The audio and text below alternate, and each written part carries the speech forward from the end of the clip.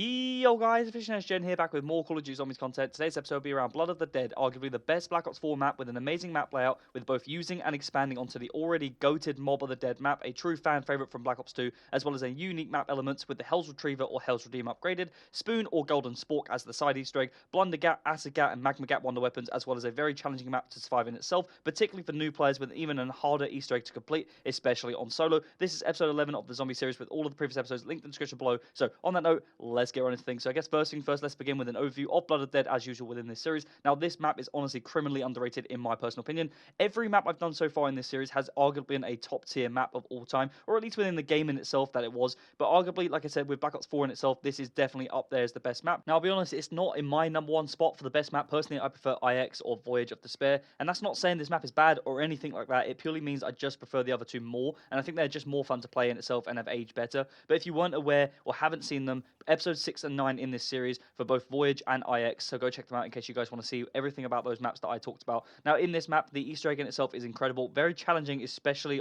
by yourself, and definitely for myself, which I'd consider myself being an experienced Zombies player, an OG in the community, so I can't imagine how this map must feel for any newer players or returning players who aren't that great at Zombies, or haven't played this in such a long time that maybe they're a bit rusty and just have no idea what they're doing. Maybe that weighs into the decision as to why some players maybe heavily rely on maybe ranking this map on a lower basis compared to the other maps maybe in this game or even throughout. I haven't done an update ranking in quite a long time, but if Mob of the Dead is widely regarded as a top 5 map of all time amongst the community from what I've seen, it's definitely an S tier map in itself, right? So depending on which way you want to rank the maps, then I don't really understand how this map could fall any lower than maybe an A tier or even maybe a high B tier map. Like B, I think is a bit harsh. A is definitely where I would rank it personally because of how good the storyline is, because of how impactful and difficult and challenging the Easter egg and experience in itself is, and of course it's literally using the same map from Mob of the Dead from back in Black Ops 2, but just bigger and all you could literally argue is better. You don't have the actual afterlife aspect, but you have more aspects going on in terms of other features, side Easter eggs, and all that sort of stuff. And like I said, the Easter egg experience in itself is incredible. Now, the Easter egg, which I'll summarize in this video, is very challenging, as I've said throughout. The map layout on this map is literally Mob of the Dead,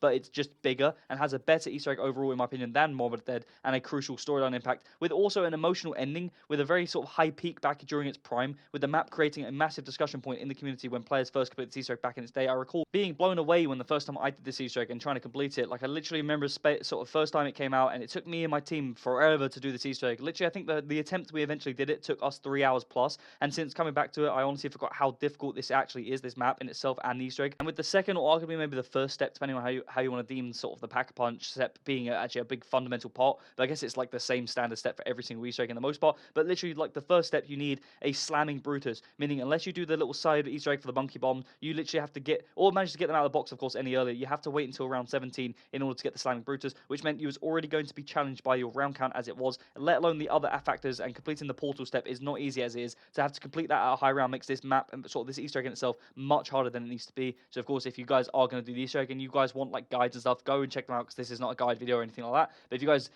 weren't aware, there are side Easter eggs to speed that up in case you guys did not want to complete the Easter egg at such a high round, or in case you guys want to go for the Golden Spork, the Hell's Redeem and all that sort of stuff, then you can do that in the mid game part where you're not doing the actual Easter egg. But if you want to progress it early doors, there are ways around it. And I actually didn't realize this the first time I tried attempting it. I actually did get to 17 and then did it the normal way from what I remember back in the day, and it was so much easier. And I eventually did it on the actual attempt by getting the side Easter egg completed, getting the monkey bombs, throwing it up the stairs, and getting the Easter egg started that way, which again, like I said, I'll go over the actual Easter egg in a second. Now, with regards to map ranking, before I get into the actual Blood of the Dead specifics, like the overview and the Easter egg itself, I just wanted to share my thoughts on Black Ops 4.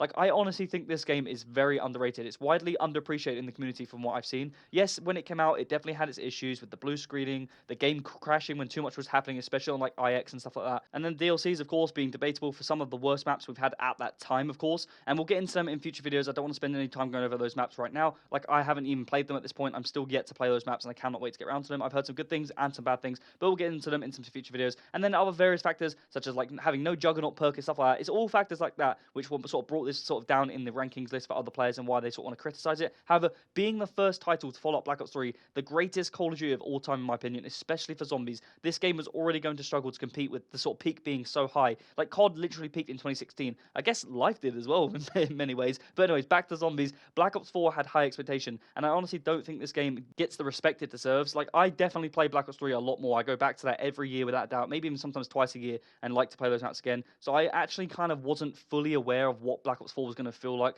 Like, I did enjoy it so much back in the day, and I played it a lot. With high expectations, like, I think this game was already going to be heavily criticized. I really enjoy the perk overhaul system that's in this game. I'm all for change. Yes, I'm an OG fan, so of course I have preferences, but if every game was the exact same as it is today, then everyone would then always complain about it being the same thing every year, which is literally happening right now with Black Ops 6 and 7. But then as soon as they make any changes, big changes, dramatic things, or overhaul things, then people just get mad again. So the point I guess I'm making here is change is good in my opinion personally, and that Treyarch will never going to please everybody, so I guess it's all up for you guys on how you want to sort of theme this game. I like the perk system in this game. I love the field upgrade system. The sword and the scepter, both being from the Chaos and the Ether storylines, are both incredible and personal favorites of mine, as well as the hammer, making you feel like Thor, son of Odin. A little Marvel reference there for any of my Marvel Rivals fans, in case you guys weren't aware or are interested. I also make Marvel Rivals on a weekly basis, so guys, check that out in case you guys are interested. Now back to the video. Black Ops 4 is honestly a top 5 COD for me all time. I'm going to just say it and stand on business with that. Like I said, I've been playing COD since the very start. I'd like to think I know exactly what I'm talking about when it comes to COD. I'm not making decisions for other people. This is my tier list, my opinion, or anything like that. Being a higher skill player, that obviously comes with selective bias or less casual experiences being preferable for my opinion. However, Black Ops 4, although it doesn't seem relevant to this zombies as such, it provided us with the first ever battle royale ever with Blackout. An absolute success in my opinion for Call of Duty, and then something I played a shit ton of, and honestly one of the best pubs experiences, aka multiplayer of all time as well, with the maps being incredible, the specialist system in place, the last pick 10 system that we got with our creator class, my personal favorite master camera of all time with the red dark matter that I loved grinding out and absolutely enjoyed playing the pubs, and just really enjoying the actual aspect of multiplayer for the last real time of what it feels like to this day. Like, little did we realize how COD was going to go downhill,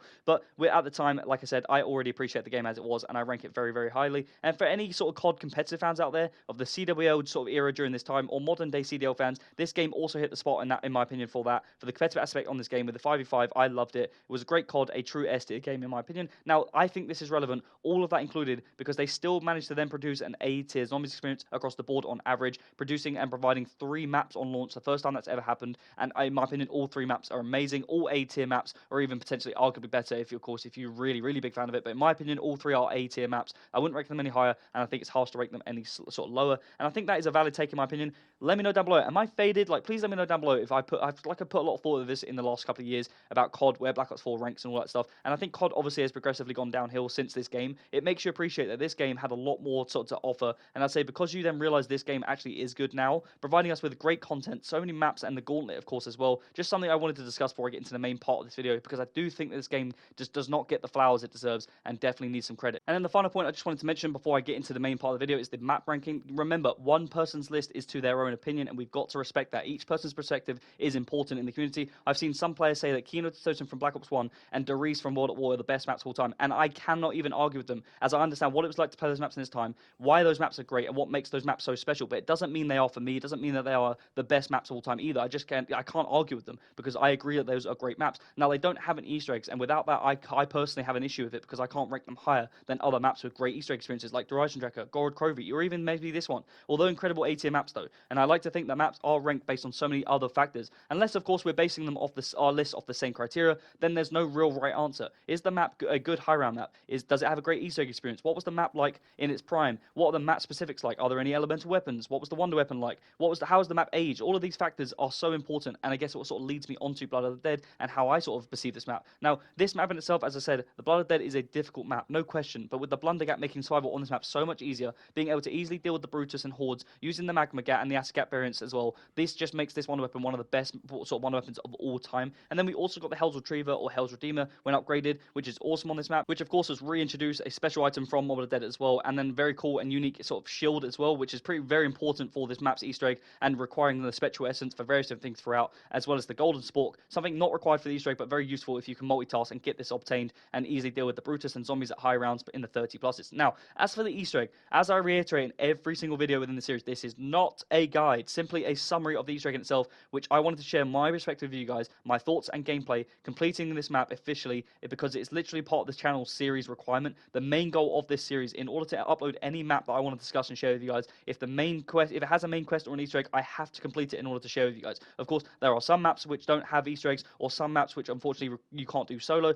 and therefore I'll have to put them together at a later date once I gather a team together to complete those maps. But for any map that isn't done solo, this is one of them, and it is a very difficult one to say the least, especially completing completing the portal step or challenges steps, which I'll go over very, very shortly, as there are literally a million and one things to multitask on this map. So here's a quick overview of the entire Easter egg that you effectively need to do. You need to get the shield, you then need to get the Hell's Retriever, eventually you can upgrade it if you wanted, but then you need to get the upgraded shield because that makes life so much easier. It's crucial later on. It's not essential, but definitely necessary. You also need to build the Pack-a-Punch, which technically is like the first step. You then need to get the spoon, knife the wall in the warden's office, have the Brutus do the slam attack outside the wall. Inside the office, you'll then need to grab the Canorium and the red orb. Of course, there's a little tip that you can go down to the little dials, put 666 into the actual dials for the Brutus to then spawn. You can, of course, do this at any point, but at round 17, it's going to be a guaranteed slamming Brutus. This is the annoying step because it's a little bit RNG because you have to wait for this step, or you, of course, can do the side Easter egg where you get the monkey bombs by using the special weapon when it's tier 2 or 3, and then eventually you can actually get the free, basically, monkey bombs back in spawn. If anyone weren't aware of that, that is a really good tip because for me, like I said, when I was completing this Easter egg, I did it for,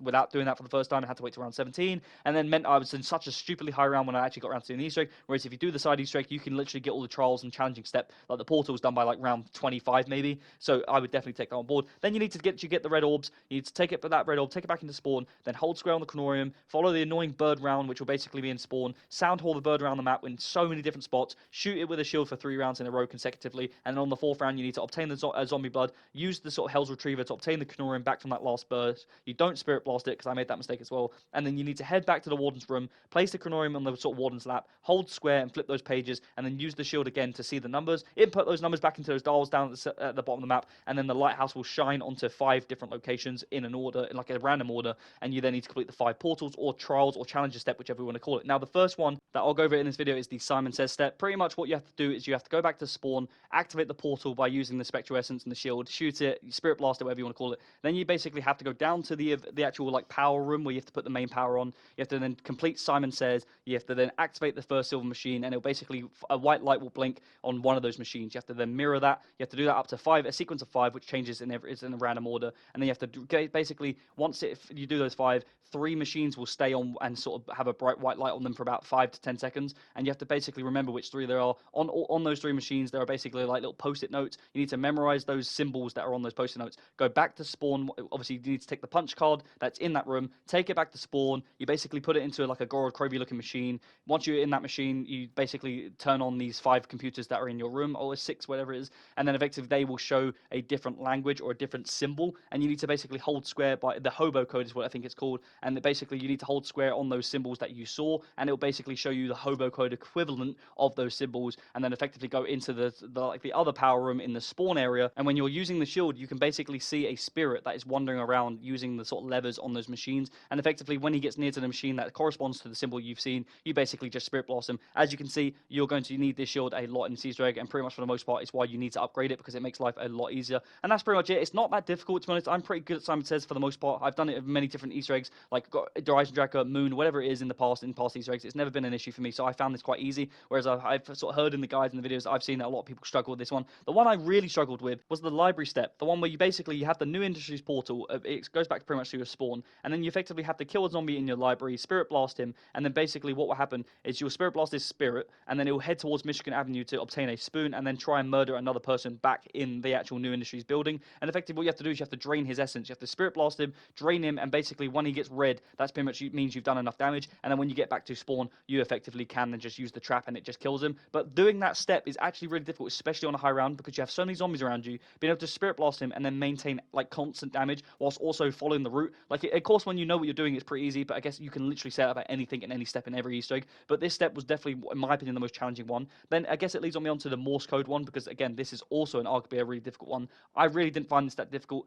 There's little tips that I could share, but it's like I said, this is not a guide, but there was definitely things like using the zombie blood and using the temporal gift to extend the zombie blood and stuff like that sort of made doing this step easier. But effectively, you just need to do Morse code. You go into the warden's office, a sequence of dots and dashes up to 10, I think the sequence was. And then anytime the warden laughs, it means you fail, and you basically just have to figure out the order. It's pretty straightforward. They tend to have been in a sequence of dots and then loads of dashes and then loads of dots, and it was really not difficult for the most part. The difficult part was trying to manage a zombie on solo. If you had this, if someone training, this is really easy in my opinion. Then I have to go up to the infirmary, kill a zombie, I think Spirit Blast the zombie by the rib cage in that sort of little small room up in the infirmary. You then need to follow a ghost, Spirit Blast him, and he'll become visible. Hold square, and basically you then get kills near this ghost in order for him to basically follow you, lead him back to the gondola, and taking him down to the docks where the portal is in the first place. And effectively, that's that step. Another challenge is the cafeteria challenge. In my opinion, this is definitely one of the easier ones. Outside the warden's office, there is a portal. You go to the cafeteria, you spirit blast the ghost that you can see. As soon as you make him visible, basically all of the zombies on the map will want to kill him. You have to pretty much just defend him and just lead him back to that warden's office. It really is not long. It takes literally 45 seconds to a minute. If you have monkeys, if you have a magma gat, and you know what you're doing, it's really not that difficult. The only difficult part is the Brutus when he annoys you and sort of interferes with the whole process. But once you know what you're doing about zombies in general and on this map, how to survive, or have all the right stuff in place, this is such an easy step. And then I guess the easiest step, in my opinion, is the banjo step in the showers. Opposite the washing machine, you hold square on the banjo ghost once you spirit blast him, and he'll basically play you a song. A lockdown will then start, and you basically need to go over to the blue fire circles, kill zombies to collect their souls, follow it around the room until the circle basically disappears. Whenever it does, you go back to the ghost and you give the banjo back, and then you grab the red orb and you input those numbers into the dials, and that's pretty much it. In case obviously you have a different order, you have to do that dial step, and then pretty much once you've done that, you've literally done all of your portals. You get all the 5 orbs at the end of those. You head back to spawn. You place those 5 orbs into the wall. You head back to the warden's office and you hold square on the warden. It then sends you into this amazing cutscene. Once it ends, you spawn in a prison cell. You're just watching him in this prison cell, which is just incredible. I love it. It's quite emotional, like I said. You collect your loadout from the floor on the like in a little bag. You head back to spawn. Once you get to the spawn room, their warden will be there one last time, and he'll basically do the slam attack where he'll drop one last 6th orb. You then need to play, but when he disappears, you place that into the map again. It will open up a secret room. You go upstairs, you hold square on the pads, and then it enters you into the boss fight. Now the boss fight is pretty downplayed on this map. It's quite anticlimactic almost because it's so easy. You effectively have to build up your spirit blast charges, kill the Brutus, and then zombies, etc., all that sort of stuff. And then when the zone spawns, you basically have to run into it as soon as possible. Otherwise, like a wiper phase can take place, but really it's not that difficult. It sounds a bit over exaggerated, I guess. You shoot these sort of red orbs, and then when they're destroyed, you look at the mechanism in the middle of the sort of arena. You shoot the white orb and make it go blue by using the spirit blast off the shield, and then pretty much repeat this step 2 more times. Eventually, you'll be able to go into the mechanism, become old Richtofen unless you already are, and then you go up to the boss arena, buy the pads, and then the Easter egg is pretty much complete. And if you're playing on solo and you're not Richtofen, another Richtofen will spawn. You'll see like a teammate spawn in, which is what happened in my gameplay, and effectively he'll come up, and then that's the Easter egg done. Like I said, quite an emotional cutscene at the end. It's pretty dramatic. I haven't got it in this gameplay, unfortunately. It cut out for me. Like same thing happened with me with Gorod in the last episode. I'd done the Easter egg, like I've got the evidence here to prove it, and I have got the screenshots, all that sort of stuff. But it did annoy me because I did have the footage. Although, like I said, it's not really that cool of a boss fight. I actually missed the boss fight footage on the Gorod fight, which I think is a massive deal because there's 2 bosses and it's like the hardest boss fight I've ever done. But on this one, it really is not that difficult. If you've got to this point in the Easter egg and you guys have done this, you guys know exactly what I'm talking about. This almost feels like too easy because the challenges and the trials, like the portal steps, way harder than the actual boss fight itself, which is not often said in most Easter eggs, especially considering this map is so difficult in itself. But yeah, that's pretty much it in summary. Like I said throughout, I think this map is incredible. I definitely got more stressed out on this map than I probably should have, but after completing it, it just made me enjoy the map that much more because I almost wanted to struggle to an extent, like with this Easter egg, because it meant I was challenged truly and I really had to lock the fuck in. And I'd say personally, like so far within the first 3 maps of Black Ops 4, like I've done episode 6, 9, and now 11, which is obviously the first 3 maps. I'd say especially on solo, these are the hardest 3 maps of any game ever in terms of Easter eggs. And like I said, without using any gobblegums, playing on solo, this is definitely not easy by any means. But to remind you guys, if you have made it this far, please comment down below what you think of this map. Where does it rank all time for you guys, and especially also within Black Ops 4? With that said, that's the video. As always, if you've enjoyed, do not forget to like and subscribe, as it massively helps me out. And if you have any comments, tips, or tricks about playing zombies or this map, or even any suggestions about future videos that you want to see on the channel, let me know down below in the comments and I'll get right back to you. I'm reminisce. I hope you enjoyed the video, and I'll see you in the next one.